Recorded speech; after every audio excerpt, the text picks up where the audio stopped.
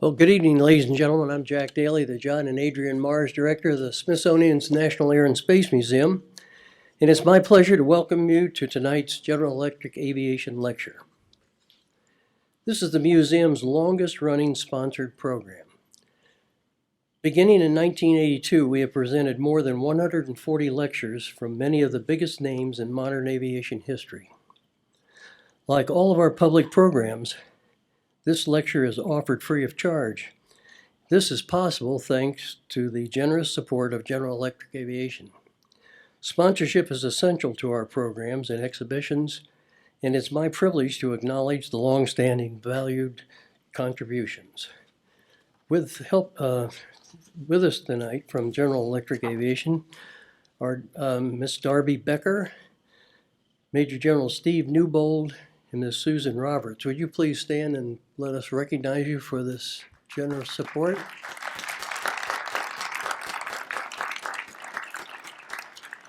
It's an absolute fact.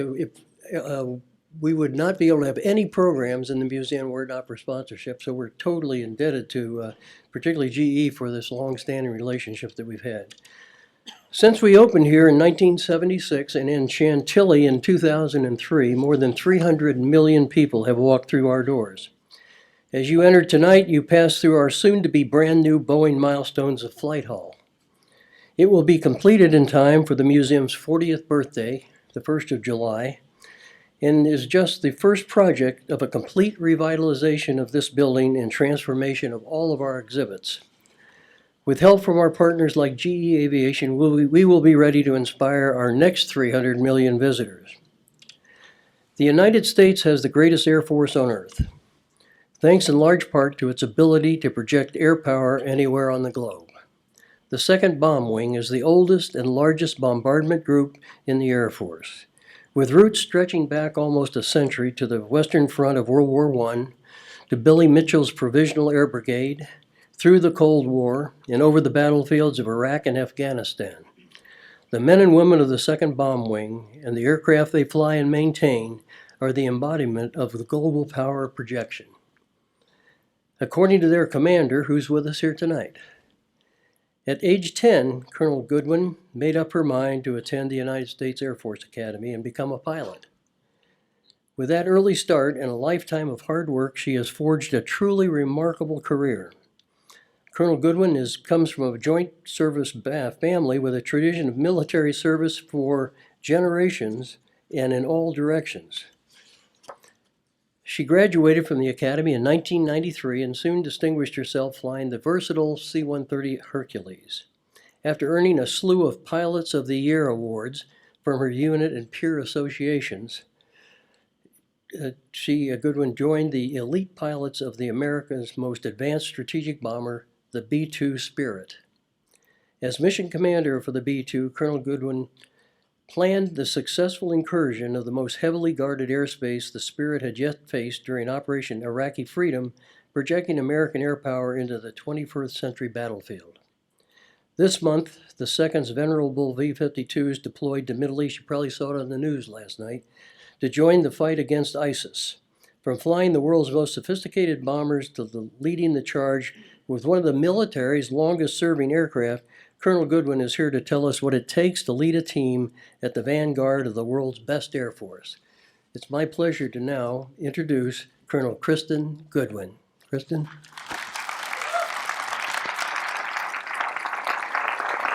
Thank you. Thank you.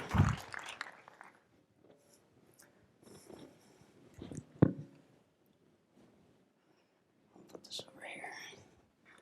Well, thank you very much, sir, for that absolutely wonderful introduction. I truly appreciate that. And General Daly, distinguished visitors, and Smithsonian staff, thank you so much for this great opportunity to share a little bit about my experiences and my time in the United States Air Force. I am also truly grateful for GE for hosting tonight's discussion. When I first thought about this speech, I was trying to figure out the connection between my job and General Electric. I thought about it for a little bit, and then I was in my office. I was actually a B-52 that day, and it hit me like a light bulb. And it was actually a light bulb. Actually, hundreds of bulbs made from General Electric illuminate the cockpit of a B-52. And so I want to say thank you to GE for illuminating the path and lighting the way for aviation and a host of other events that help energize the public in areas of science, technology, and innovation. We truly appreciate your support and these opportunities to share moments where we can talk about our mission and what it means to be a proud Warrior Airman. And it's also an absolute honor to be speaking here at the Smithsonian Air and Space Museum. Seeing all the aircraft and thinking back to the men and women who flew those planes in history is truly an inspiration. You know, as a child, I was inspired by walking around, these very walls, because all I wanted to do when I was a child was fly and someday become an astronaut. And I was kind of like that kid that pushed too close in the limits of the ropes that were surrounding the plane. Actually, today they caught me getting a little too close to Space Shuttle Discovery. And so I want to say that you have a very good security team. At least their tackling techniques are exactly the same as how we teach our guys. So, but seriously, it's a privilege to be here at such an amazing national treasure that is preserving aviation history, but also inspiring generations to come. Now, to me, it's very important that we have priorities. And then in the 2nd Bomb Wing, which is in Louisiana at Barksdale Air Force Base, we have 3. And they're actually 3 words. And I think they're 3 words, one, so I can remember them, and also so my airmen can remember them. But their people, their mission, and their pride. And they serve as a reminder to all of us of what's important and help guide us in our actions. And I think they're universal in their meaning because they're just not applicable to military organizations, but also to civilian organizations as well. And we start with people because they're our greatest resource. Nothing is more dynamic, more creative, and more resilient than the men and women that serve our great nation. They are the engine that drives the service and the mission we perform every day. And well, the mission, that's just what we do. And America asks a lot of our airmen, and you know what? They deliver. Their jobs are pretty diverse. If it's providing medical care or building communication links or just maintaining an aircraft, every single one of them is part of the job and support the mission of providing decisive nuclear deterrence and conventional firepower around the world. And then that brings us to our 3rd priority, which is pride.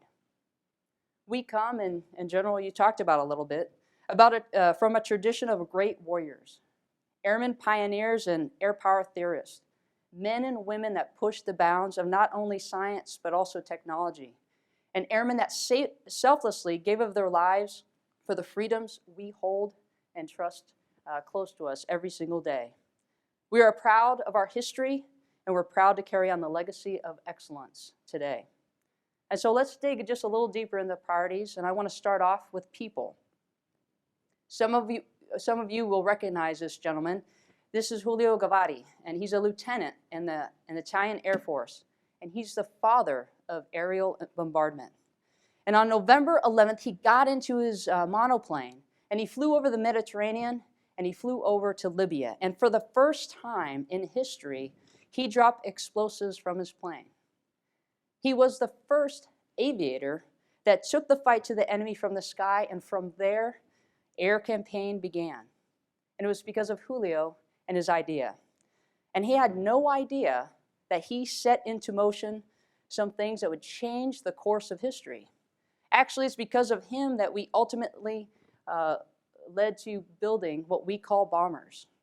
And luckily for me, it led to the B-2 and the B-52, 2 bombers that I had the great opportunity of flying. Now, it's important for all of us to remember in this room that we're not the only Air Force in the world. But what makes us different than all the other Air Forces is our people. It's been said that the Army is the strength of America, and I don't disagree with that. But if the Army is a strength, then I would say that the Air Force reflects America's spirit. Bold, innovative, forward-leaning, ready and willing to fight and defend what we believe in. And our airmen and our families who sacrifice and serve right alongside us are our greatest resource. I always say we need to take care of each other. We need to take care of our airmen. We need to take care of our families.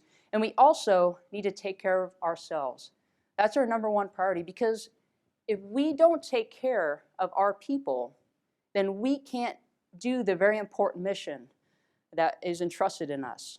So some of us have families and kids, and some of our airmen live in the dorms, but all of us have families. And while we raised our right hand to serve this great nation and defend the freedoms we hold dear, our families did not, yet they sacrificed right alongside us, and they do that every day. And while we recruit airmen, we have to retain our families. And I'll tell you what, they enable us to do our mission and do the important things that is called on us by our nation. This is a picture of my family, and I put this up here because as a wing commander, I have a 2-year-old and a 4-year-old, and I'm still changing diapers. And a lot of my peers out there are empty nesters, and their kids are either in college or in high school. But I'll tell you what, they're the joy of my life, and there's nothing that I can do without them by my side. And they enable me, and I tell you what, they're everything. And it's because of them and all the other airmen that's so important that we take care of our people. Because the Air Force's unmatched capabilities exist because of our innovation and the dedication of our people. Approaching problems from alternative perspectives, that's in our culture. That's how the Air Force was founded. And it's in our heritage in every airman that we work with and for. So I want to introduce you to one airman. This is Sergeant Jody Woodson. And she's one of our absolute fantastic meteorologists at Barksdale Air Force Base. And she revolutionized the way that we train new airmen, not only in the Air Force, but in the Army. And her ideas brought new efficiencies and ways to teach our airmen and each group that goes through training. And she ended up saving not just the Air Force, but America $100,000 with each group that she trains. Now, while she wears a uniform, not all airmen wear a uniform. And I'd like to introduce you to Miss Wanda Reynolds. She's an instructor at the Child Development Center at Barksdale Air Force Base. And when we bring our kids to the Child Development Center, she enables our airmen to focus on the mission. Because Wanda's mission is taking care of our children. And she has an award-winning program that uses music to help children with speech perception, reasoning skills, and creativity. What's even more amazing is she's been able to help so many kids on our base with special needs. And the next picture is a picture of Senior Airman Jesse Manley. And doesn't he look proud? He looks really proud, and he should look proud because this young airman revolutionized the way that we do accounting in the Air Force. What he did is he took a program that took 3 days down to 20 minutes. And all of us out there know that time's precious. And that was pretty significant. But what's even more remarkable is not only did he change the Air Force, he also changed the DoD programs. And he did it after being at Barksdale and on the job for 2 weeks. Now, that's seriously amazing.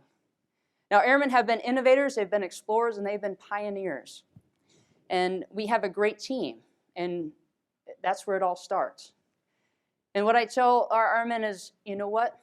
That plane, that amazing B-52 that has an incredible mission, it's going to sit on the ramp and be a very expensive static display if we don't have airmen to service it, maintain it, and fly it.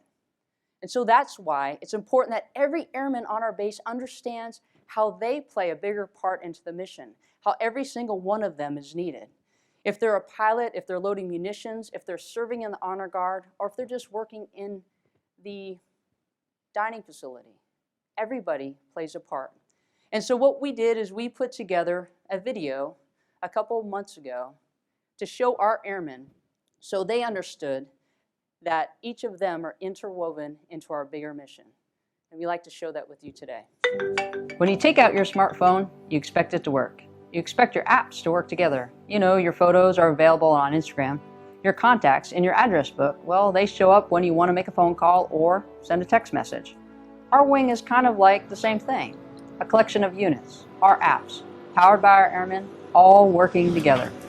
Our senior leaders expect us to be prepared and ready just as you expect your phone to be ready to make a call or send a tweet. As the Wing Commander, I care about the people that make up our apps, how each is doing, and how they collectively contribute to the mission. You see, every airman plays a role in getting the right weapon to the right target at the right time to achieve the right results. Consider when our B-52 strikes a target on time. Yes, it is the result of that aircrew's proficiency, but each one of us has a hand in getting them to that target and home again. Not convinced? Let's work backwards. Prior to stepping into the B-52, the aircrew received a weather brief, an intel brief, probably got some maps and other information and gear vital to their mission. Prior to that, they likely grabbed food from the flight line kitchen and may have even stopped into flight medicine to be cleared to fly. While all of this is going on, their B-52 was being prepped and fueled for launch. Throughout, the aircrew never feared for their own safety or security, since our security forces, defenders, and OSI agents had their backs. And they also didn't lose focus, think about whether their families would be supported in their absence, knowing that our mission support has a variety of programs in place to ensure everything from their pay to recreational opportunities were good to go. These examples are not exhaustive. From the base legal office to our cable dogs, a variety of functions are continually being accomplished. As airmen actively engage in supporting one of these functions, it can be easy to lose sight of how our contribution is connected to the whole. But let me assure you, each contribution is vital, and when we work together, our strength exponentially increases. From mission preparation to bombs on target, thank you for the unique skills each of you bring to our team. Barksdale is home to thousands of warrior airmen, military and civilian alike. And because of each and every one of you, we are second to none.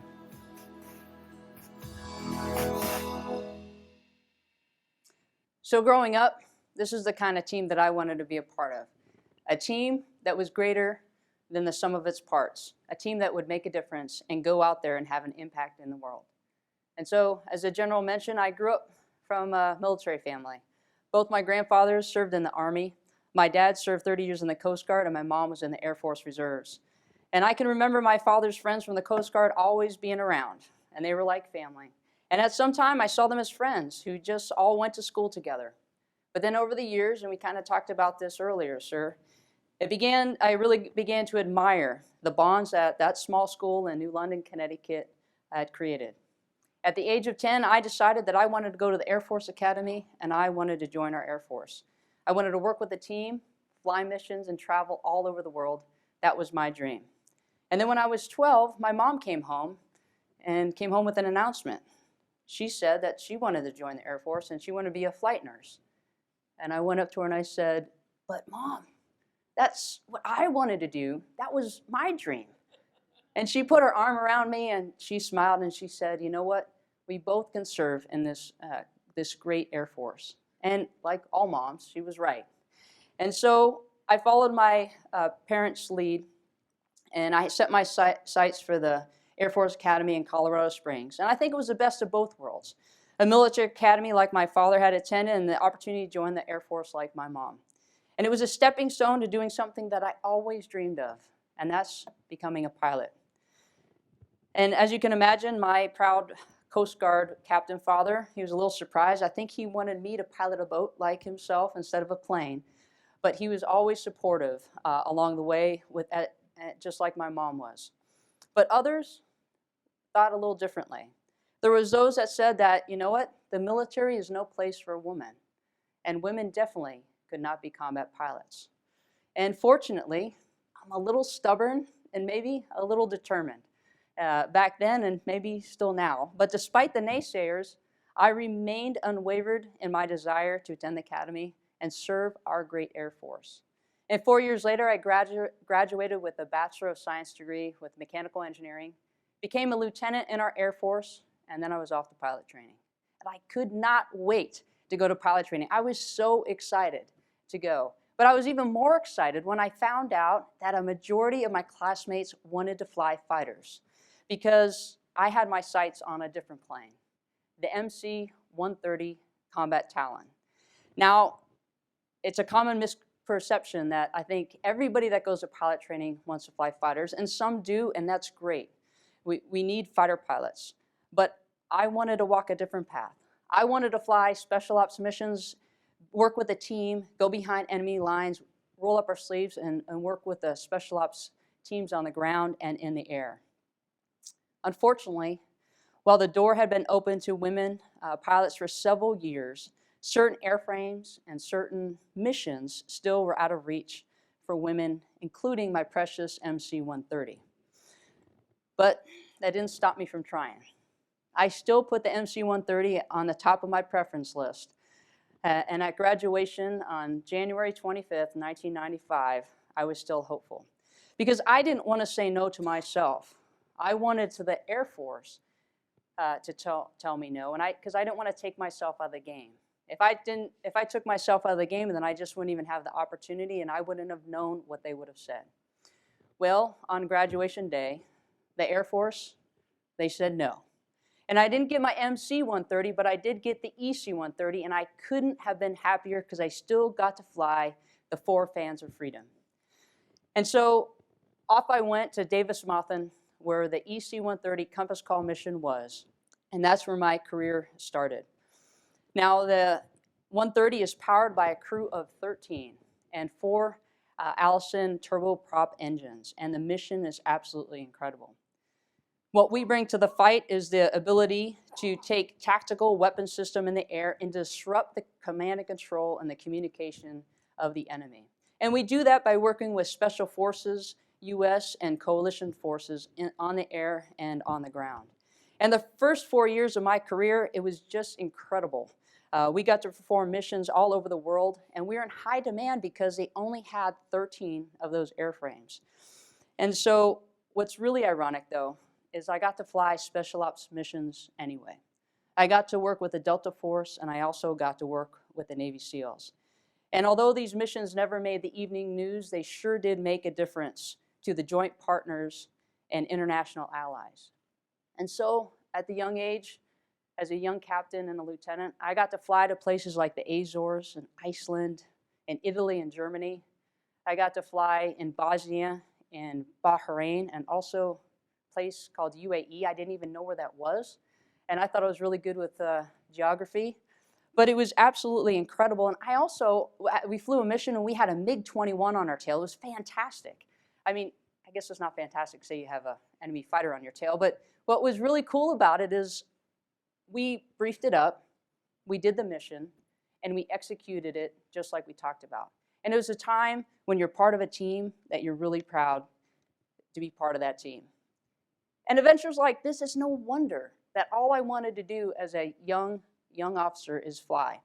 And anytime I had the opportunity to do more flying, I took advantage of that.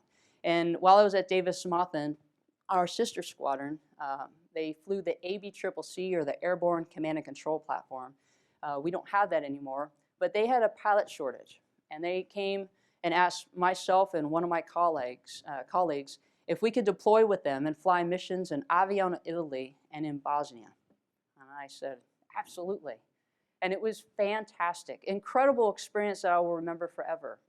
And so it was from that experience when I came back from deployment, the last thing I was expecting to hear is that, well, you're going to be the executive officer for the group commander. And part of that sounded like a staff job. And see, all I wanted to do was fly and hone my skills and be an instructor and eventually be a test pilot that would lead to being an astronaut. Well, I didn't really have a choice in saying no to that job. And shortly after, my boss put me in for this thing called the intern program, another staff job, but it was at the Pentagon, mind you. And I was almost certain that there wasn't a flying job description that was attached to the intern program. And the program was developed to take 50 captains from around the Air Force, from different specialties, and bring them together to learn from the leaders of today and work in the Air Staff, the Joint Staff, and the Office of the Secretary of Defense, and also get a master's in the evening. And so I politely went to my boss, and I was truly humbled that he thought of me, but I said, boss, thank you so much for the opportunity, but I joined the Air Force to fly. And he came to me and he pulled me by my ear. Maybe not literally, but he goes, Captain, I'm going to save you from yourself. And he did. And I am forever grateful for his leadership. And a couple months after the conversation, I got selected for the intern program. And it was the best thing that happened to me personally and professionally. And I'm very grateful for that time. And he was a mentor that taught me a lot. But I also had a lot of mentors during that time that taught me things day in and day out. And I would say some of the most incredible mentors were enlisted airmen. It was the day that I left Davis-Monthan and I was going from the EC-130 to the Pentagon. One of my crew chiefs shared some words with me and some wisdom that was relevant then and is still relevant now. And he said, a mind is like a parachute. It works best when it's open. Simple. But as a parachutist with over 400 jumps, he knew that I would understand what he was trying to say. And it was very relevant. And that's the kind of attitude that I took with me as I went to DC for my first Pentagon tour. And when I went to DC, believe it or not, I thought it was great. It was an opportunity for me to work on the air staff, the joint staff, and also Capitol Hill. And my eyes were opened up to this entity called the Air Force and what it was all about. And as I looked around, it was a turning point in my life because as I looked around, I saw the next generation. I saw the next generation and I realized that I cared more about them. I cared more about the Air Force and where it was going than the dream that I had of flying. I think it was time for me at that point in my career to give back just a little bit to this Air Force that gave me so much. And it was really an incredible time because it was an encouragement that allowed me to open my eyes and really understand what the Air Force is about and what it really means to serve our nation. And so it was encouraging to continue the legacy of excellence and the courage that began in 1903 when Orville Wright made the first 12-second flight. So not every airman in the Air Force is directly connected to the mission. And in fact, there are a lot of amazing opportunities to serve and support our country that are a long ways away from the flight line. And besides DC, I had the opportunity to serve as a political advisor to the Chief of Staff of the Air Force and specialize in the Pacific region. And during that time, I worked with the State Department and ambassador and got to go to the Bangkok Embassy in Thailand. Now that's a long way away from a cockpit. And there we worked on counterinsurgency, port security, and refugee issues. Talk about career broadening. You know, many days I would sit in the embassy and I would look around and I said, how did I get here? I'm just a pilot.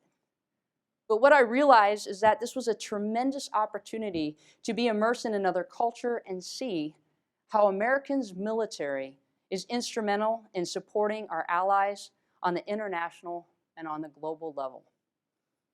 And from there, I had the pleasure of working for the United States Pacific Combatant Commander, where we developed strategic and operational concepts and worked with allies across the Pacific to support regional security as well as protect American interests.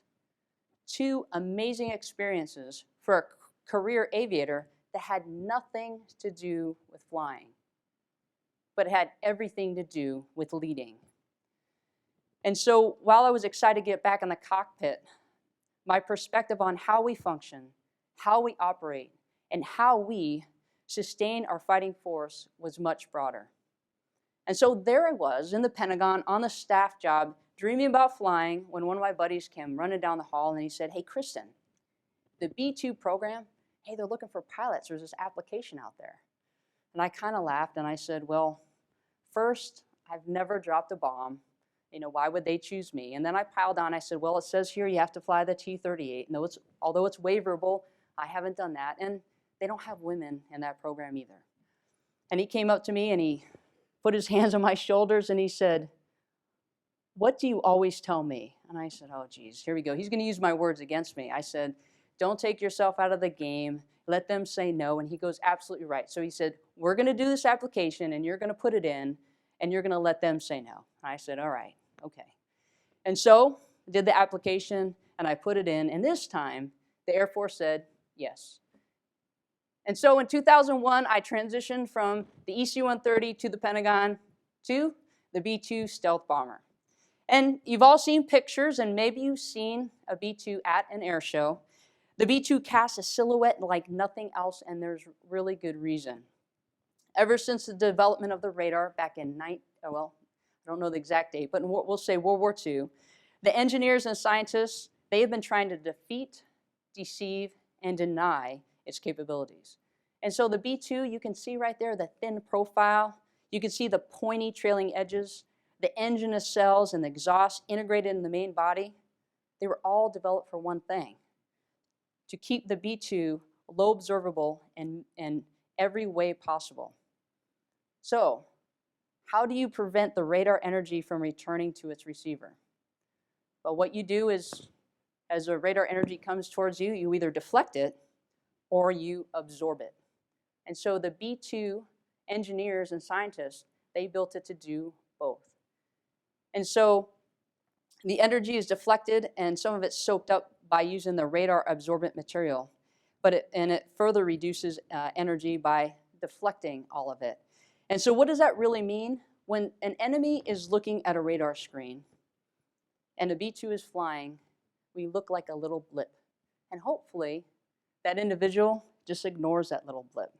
But what's really incredible is that little blip is an airplane that is carrying 60,000 pounds of munitions. And that's pretty powerful. Now, compare that to the blip of a B-52, and it's a much bigger radar section, and you can see the tactical advantage of the B-2.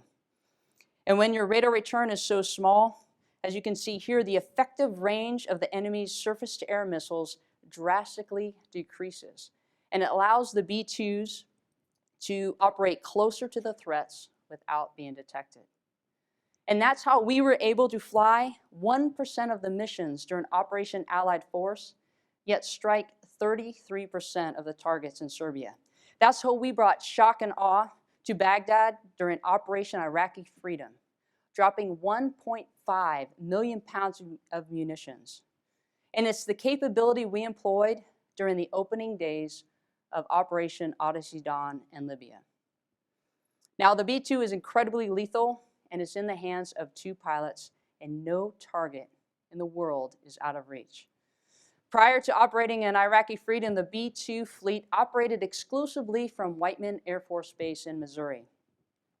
With mid-air refueling, our crews were flying 44-hour-long missions over Afghanistan in 2001. Think about that, 44 hours. That's like a camping trip on a weekend. To expand that a little bit more, I had the great opportunity, I don't know what you want to call it, but I got to sit in a simulator for 50 hours with what became my best friend at the time. And they locked the door. They did not let us out. So think about that, 50 hours. So just think about that flight though. We were able to launch from Missouri, go all the way around the world, go deep into enemy airspace, strike a target on time, mind you, and fly all the way back. That is what we mean by American air power. And in 2011, as a commander of the 509th Operations Support Squadron at Whiteman Air Force Base, it was our job to take air power to Libya and plan night 1 of Operation Odyssey Dawn. I truly had no idea or couldn't imagine that as a commander, I would be planning strike missions to Libya. And on the news, the national leaders were saying there's no way we're going to Libya. But we were trying to lean forward, and we started planning. And so when they gave us the call, we were ready to execute. And we executed in the dark of night with only a small number of people knowing what we were doing. A lot of people just thought we were going out to fly another training mission. And so it was a pretty surreal moment as I went up to the tower, and 3 jets took off. And like I said, for some, they thought we were going to do another mission. And 16 hours later, the world would know and hear as they entered Libyan airspace that we had another mission in mind. And so our mission was accomplished. Those 3 planes, they came back without incident. And I'll tell you what, they demonstrated our incredible conventional capability. But the B-2 also brings with it another capability, and that's our nuclear capability. Now, the nukes have not been dropped since 1945. And I would say that some people would think that we don't use nukes and haven't used them since. And I would offer a different perspective, that we use nuclear weapons every single day. And we do that because we deny and we also compel our adversaries with that capability. They highlight the fact that the United States can credibly hold any target at risk around the world. And America maintains a triad of forces. You have submarines, you have intercontinental ballistic missiles, and you have bombers. And each plays a vital role in the deterrence of America, but also our allies and our partners around the globe. The nuclear triad provides unique, flexible, and also complementary capabilities. The subs, as you all know, they can maneuver anywhere under the ocean undetected.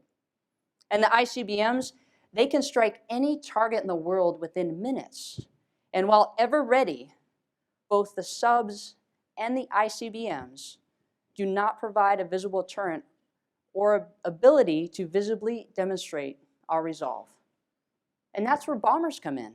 We are the most visible and flexible component of the triad. Bombers flying in and around areas, they send a message, and people see that. Now, the B-2 does this well, but sometimes it makes sense and it's important that people do see us. And they see us not just undetected, but flying around, and that's where the B-52 comes in. They're like the 800-pound gorilla in the room, right? You're definitely going to see it in radar, and sometimes that's the point. No aircraft is more widely recognized, carries the reputation or the weapons than the mighty B-52. It sends a message to our friends that we have their backs, and it sends a message to our adversaries that we mean business. And in 1955, the first B-52 came into service, and 743 would follow. And they have seen action in Southeast Asia, in Desert Shield, in Desert Storm, Operation Enduring Freedom, and Operations Iraqi Freedom. And since 1994, we have been in the Pacific in Guam as part of the continuous bomber presence in the Pacific. So from cruise missiles to laser-guided bombs and to mines, the B-52, they carry it all. In fact, the B-52 carries the largest variety of weapons than any other platform in the inventory. And although it may be 60 years old, if you think about that, 60 years old, its upgrades make it more effective than ever. With the addition of the targeting pod, smart weapons, digital communication, the B-52 is more capable of performing a host of tactical and strategic missions. And you know what? We need to be able to do any of the missions. And I'll tell you what, our Air Force pioneers, like General Mitchell and General LeMay, we are doing missions that they could have never imagined. And the B-52 is going to be around for a long, long time. And so in 2013, we were the first to fly into the contested international airspace in China while they were attempting to claim the East China Sea. We sent a message. We also flew nonstop from Louisiana to Jordan. And we were able to drop weapons in a show of force to our allies in that region. And we sent a message. And the message we sent was that we can be on the doorstep of any enemy, anytime, and anywhere. And we're also dynamic. We're dynamic because threats change, and we have to adjust, and we have to be flexible. And last year, the B-52s flew numerous missions in U.S. Southern Command. And we helped ID and track drug traffickers. In fact, we have been credited with the interdiction of $25 million worth of illegal drugs.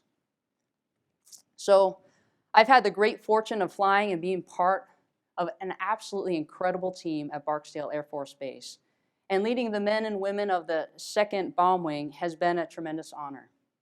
And as the first female Bomb Wing commander, I see myself no different than any other airman. Our job is to fly, fight, and win. And we set out every single day in the 2nd Bomb Wing to lead the 5,600 airmen and ensure that we're ready to do that mission every single day. And on our base, we also have 32 mission partners. So I'm not just the wing commander. I happen to also be the installation commander. And so there's a fence all the way around our base, and you can see it here. And the fence inside covers 22,000 acres. It also has 115 miles of road, and it has the 2nd largest airfield in the Air Force. And in 1933, it was deemed the biggest airfield in the world. And so you football fans out here, I think you can relate to this comment. That airfield that you see up there, just a small part of that big base, is 341 football fields. And I'll tell you what, we need that because we have 48 of the remaining 76 B-52s at our base.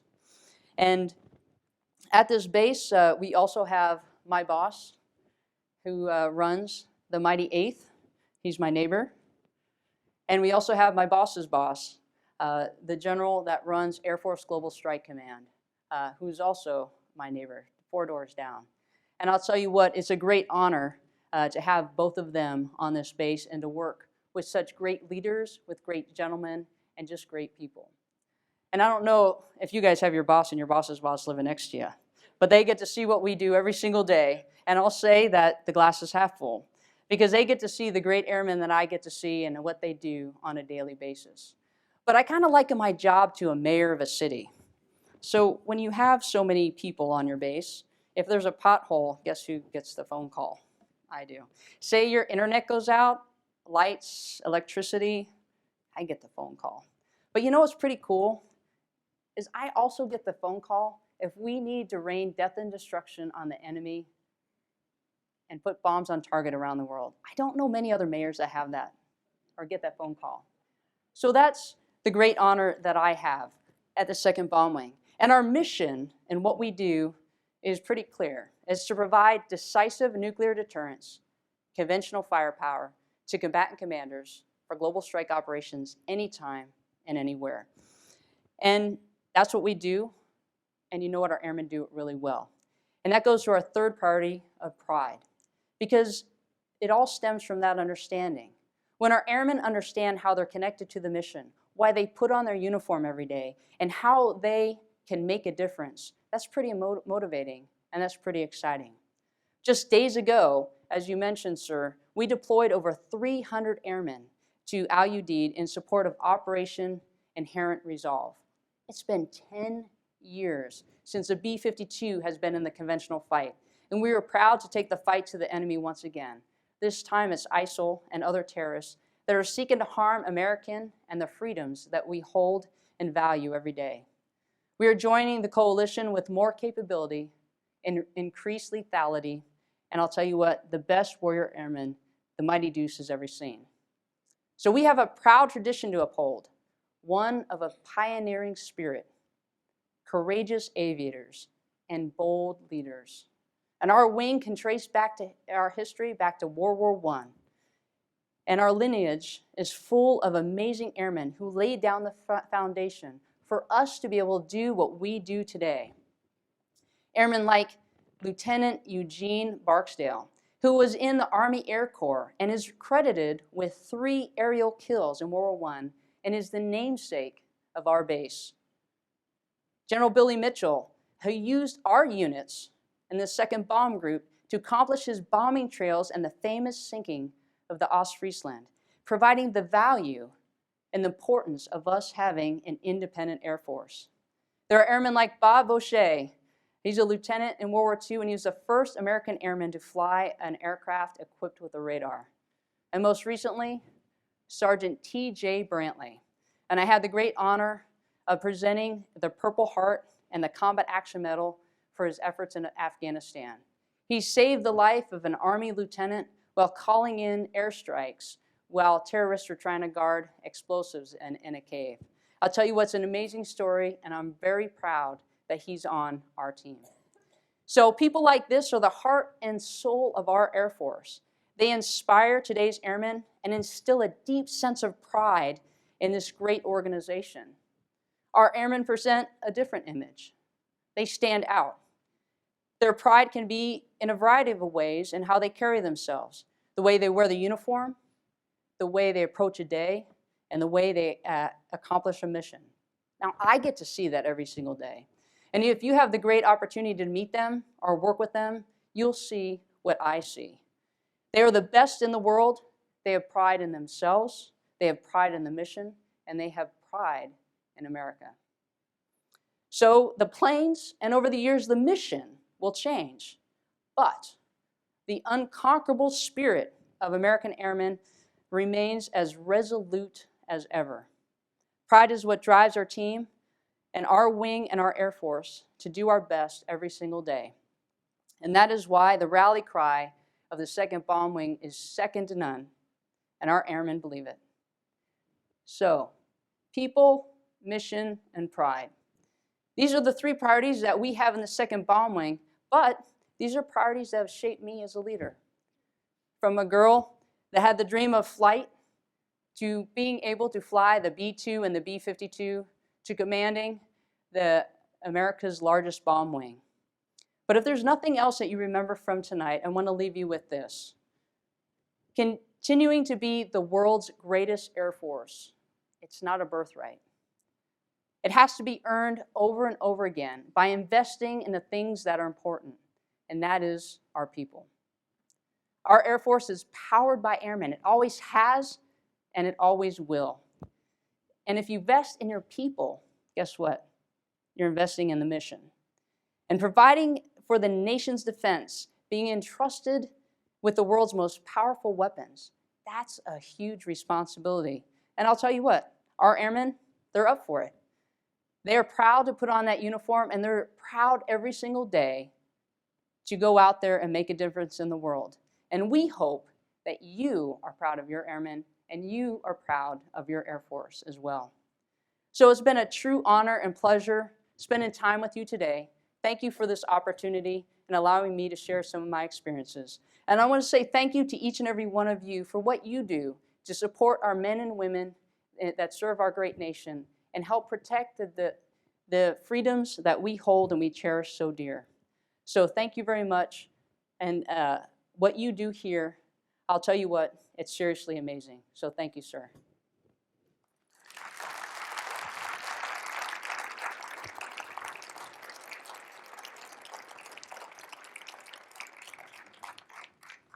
We've got time for some Absolutely, questions. sir. For those of you who didn't get that, Colonel Goodwin just used the Smithsonian slogan as the end of that speech. So it is seriously amazing, and so are you, by the way. Thank you, sir. Okay, anybody have a question? Right here in front. Colonel, it's an honor to hear you. In 1966, I drove across the country to Williams Air Force Base to become a pilot in the Air Force, and I flew B-52s arc light during the Vietnam War. And seeing your pictures and hearing about your career just is awe-inspiring. And thank you so much. Well, thank you, sir. Thanks for your service. Thank you. Go ahead, in the back there.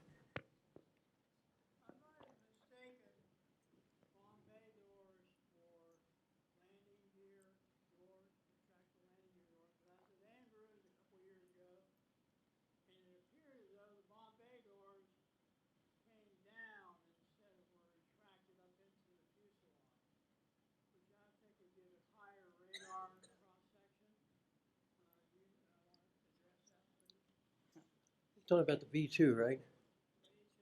He said it looked like the bomb bay doors come down below even where the gear doors are, and wouldn't that interfere with the stealth Okay. capability? That's a great question. So we don't have a cloaking device to make it stealthy, but we do have a button that we do push. And so when we're flying and we're trying to get around the enemy radar, we are in a certain operating mode, if you will. But as soon as we open up those bomb bay doors, we are a B-52. We're an airliner, and all the radars can see us. And so it doesn't affect, and it doesn't get close to the gear doors. That's just right next to them. And so there's nothing between the gear and the weapons bay doors. But as soon as they open, we're not stealthy anymore. So it's important that we open them and we close them. And we only keep them open depending on what the threat is around us. We might not get all our weapons out if we can't get them out fast enough before that enemy radar could target us. Does that make sense?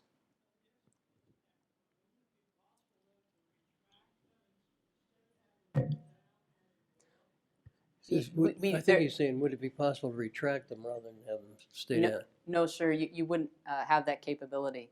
Because believe it or not, you can nick the airplane, and that's going to provide a radar return. And so the way when it opens and then it closes, it seals, and so it prevents a radar return. If you go inward, you would hit the bombs. There's not that capability. The second thing is you just wouldn't be able to seal the outside of the plane to keep it stealthy. Does that make sense? Does that answer your question? Okay. Good question, though. Go ahead. Could you comment a little bit? Are there differences in flying a B-52 and a B-2? Certainly, the B-2 looks very different than the B-52. I would think there'd be differences in how you take off and how you fly. The difference in techniques required for the B-2 and the B-52? Those are two ends of a spectrum for you. Yes, there are. Actually, I was flying the B-2 and the T-38, and I think those are even more extreme because you have to flare with the T-38, and the B-2 you don't. And there's a lot of there's a tail on one, not a tail on the other. I don't know. There's a lot of differences, but this is how I'll answer that question. The B-52, I think, is a combination of the two other planes that I got to fly previously, the C-130 and then the B-2. And I say that because the C-130 has a lot of the same steam gauges that the B-2 has. It has a yoke as well. We air refuel in the same location on all three planes, so that's familiar as well. But the mission of the B-2 is the same as the mission of the B-52. Instead of having 2 people, you have 5 people. So I think the mission is a combination of both of them. But yes, how it physically flies is different. I will tell you, flying and trimming down and having the nose down as you take off is not comfortable for any pilot. That is not comfortable. The other thing they'll say, so critical phase of flight is taking off and landing, right? And so landing also, the center of gravity is much farther back. And so you have to flare it differently than you do, I think, on almost any other plane. Because if you don't, I've never done this, but I do know and I've heard and I've seen it, that you can hit the nose gear first because of just where the center of gravity is. And then you get into a porpoise landing, which isn't good. So those are some of the differences. Also, we use a parachute to slow the B-52 down because the brake systems just wasn't designed to put a lot of pressure on them back when it was built. So those are some of the differences in flying. But I jumped in and did a full mission the first time. And I think I could do that, and I could air refuel, and I could land because of the experiences I had from those other 2 planes. It's truly wonderful. Did that answer your question, sir? Okay. Go ahead.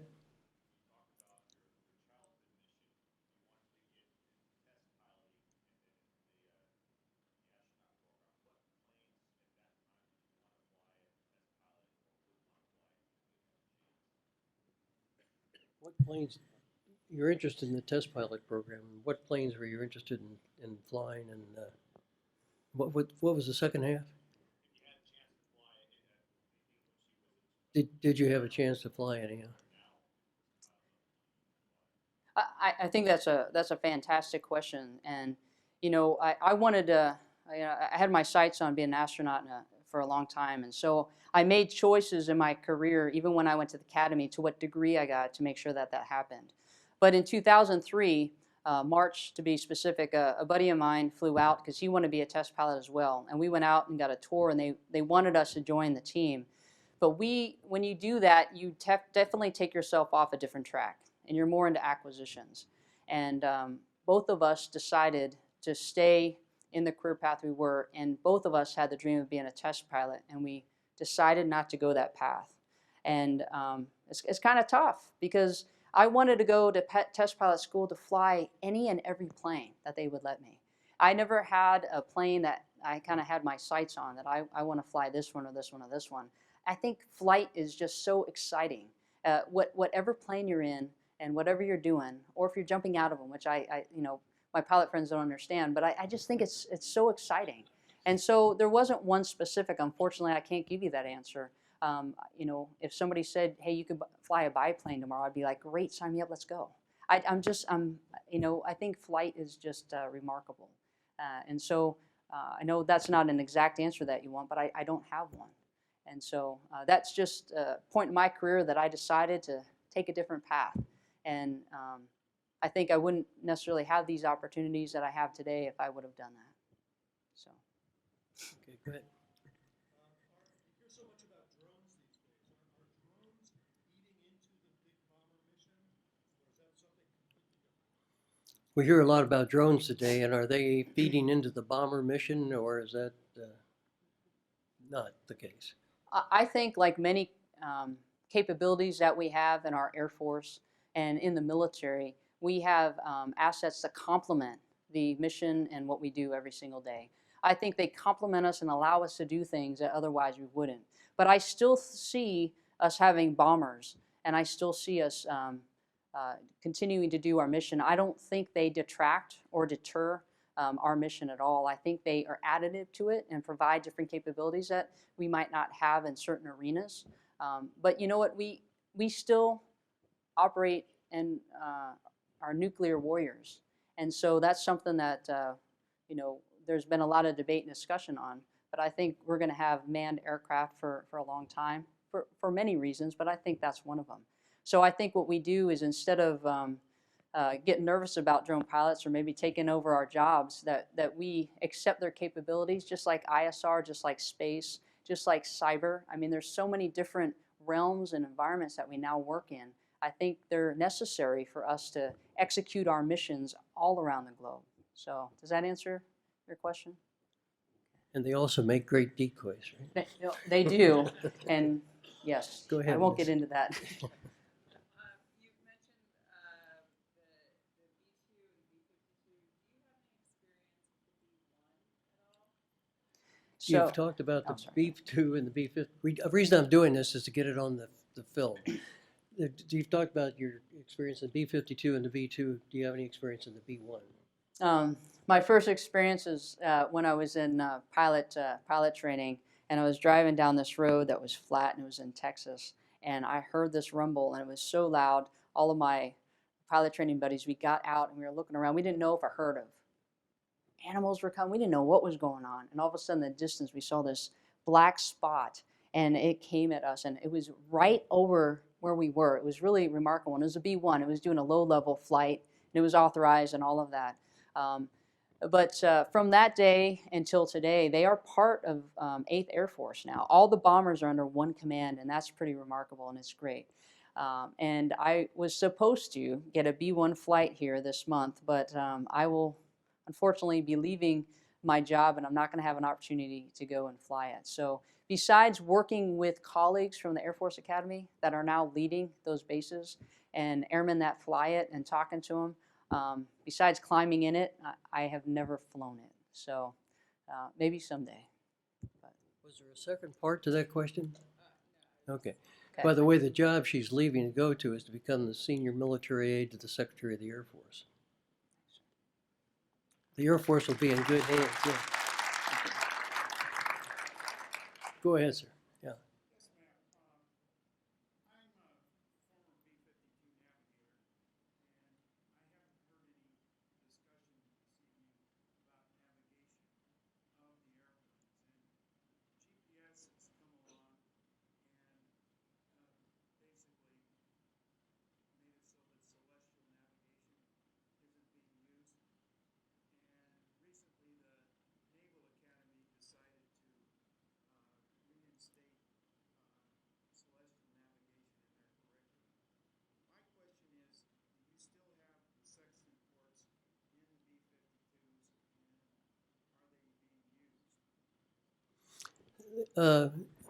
This is a disgruntled navigator. No, wait, we're together. I was celestially trained also. But the question is, because of the capabilities now, are the crews given the basic fundamentals of celestial navigation, and do you actually practice it in flight? Yes, that's a great question. And I want to say thanks for your service and flying. And the navigators are still fully employed in our B-52. Unlike the B-1 that you talked about, and even other planes like the C-5, we have not been upgraded to glass cockpits or a lot of the technology that we have, believe it or not. While we do have GPS, we understand that we fly missions in contested environments, and that we can have GPS jamming, and there can be a lot of things out there. And so they do practice the old style, and it's important that we do. So we do that on ranges when we go out and drop weapons, and we make sure that we are able to execute our mission both with GPS and without it, and stay vigilant and ready and hone those skills. So you would jump in there, and I would say that nothing probably has changed since you left, unfortunately. And yeah, you're welcome. You're welcome. Do you want a second shot with that one? Well, I only ask this question because I don't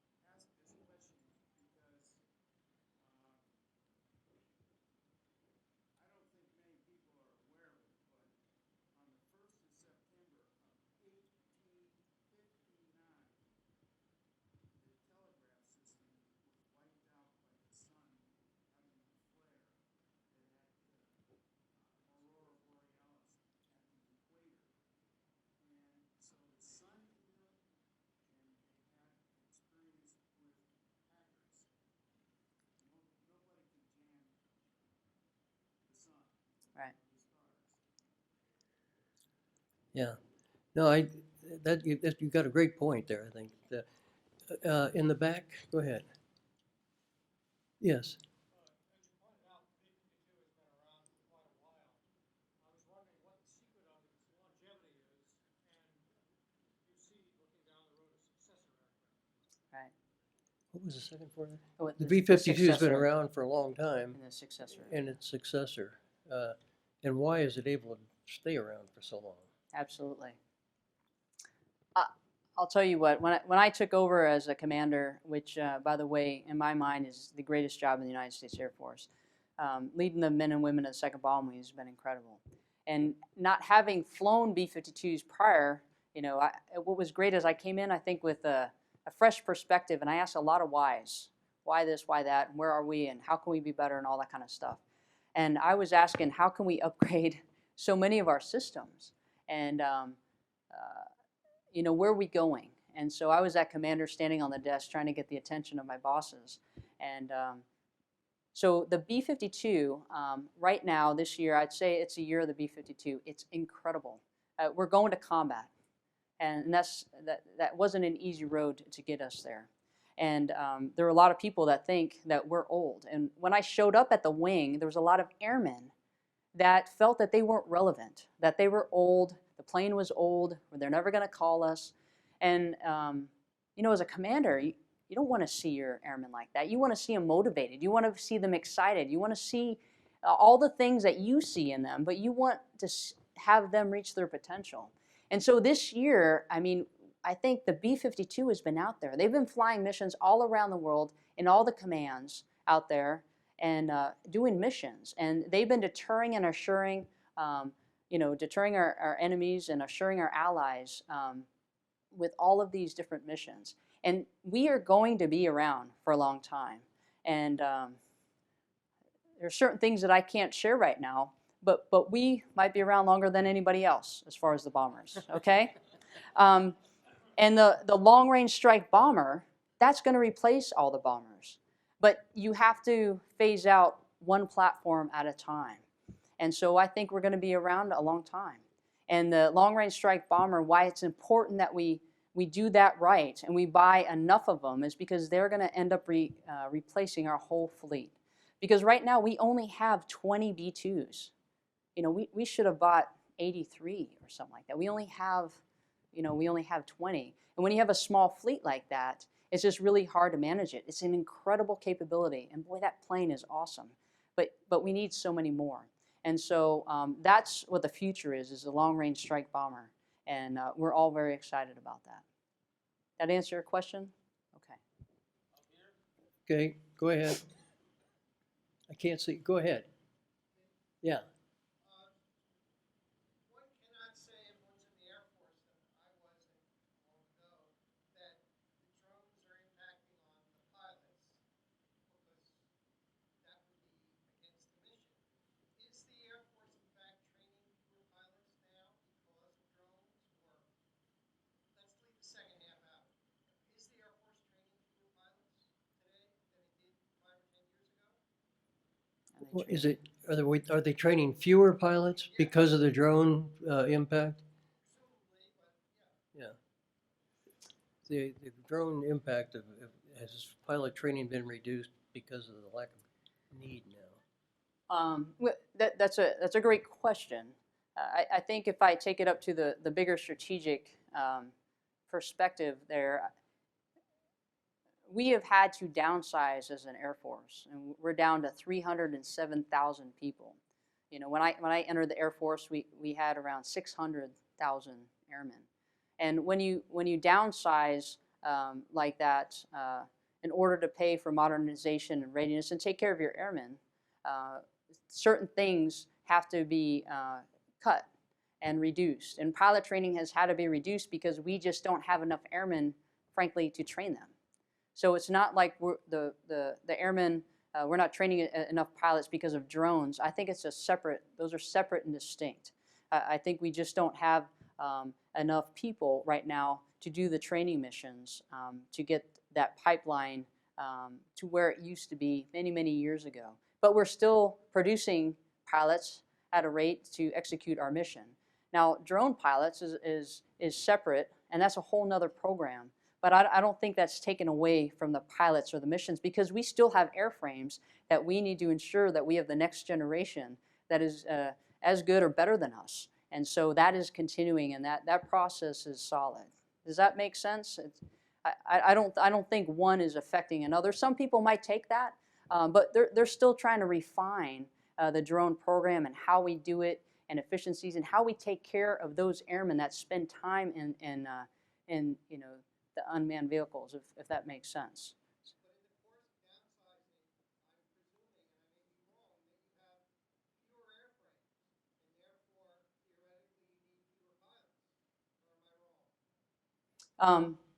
I think the concern is over downsizing in general, the fact that we reduce our inventory and therefore we don't have the pilots to go, even if we could train pilots, if we don't have the aircraft to fly.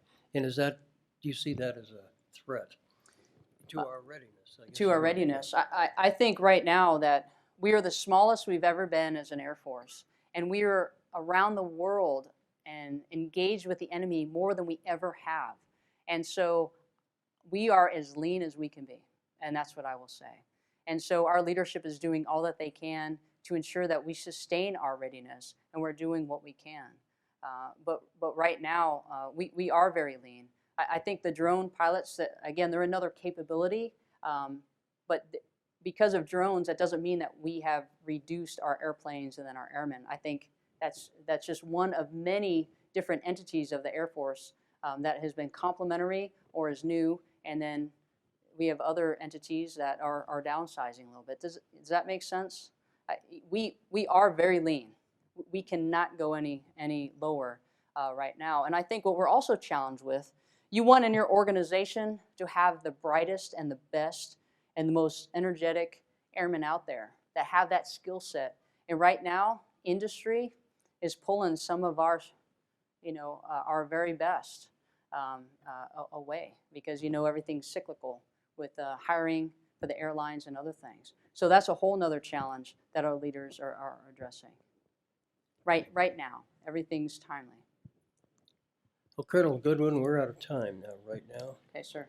But I want to tell you something. I think that if you wanted to increase the size of the Air Force here tonight, you could probably get this crowd to stand up and raise their hand and take the oath. You are inspirational. You are absolutely fantastic. Appreciate that. And I think it's important because you're an example of the fact that the country is in good hands. Our military is up and ready, and you've given us, it's hard for a Marine to compliment an Air Force pilot, but by God, you're really good. Well, thank you, sir. Can I share something with you? A Marine is the one that commissioned me. Oh, And really? so, So you yes. got off to a good start. So Okay. thank you very That much, sir. explains everything. Absolutely. Okay. No, but thank you very, this is this is what this place is all about. And you have represented your country and your Air Force admirably tonight. you, And sir. so we look forward to having you back. You're going to be in the area. I am, And sir. so you know where we are. Yes, This sir. is- Thank you. And for all of you, thanks for being here. To General Electric Aviation, thank you for the sponsorship. We ask that you leave via the rear doors of the theater, and there will not be an opportunity for to meet the speaker or book signing tonight. But we'll see you at the next event. Thank you. Thank you. Yeah, that was-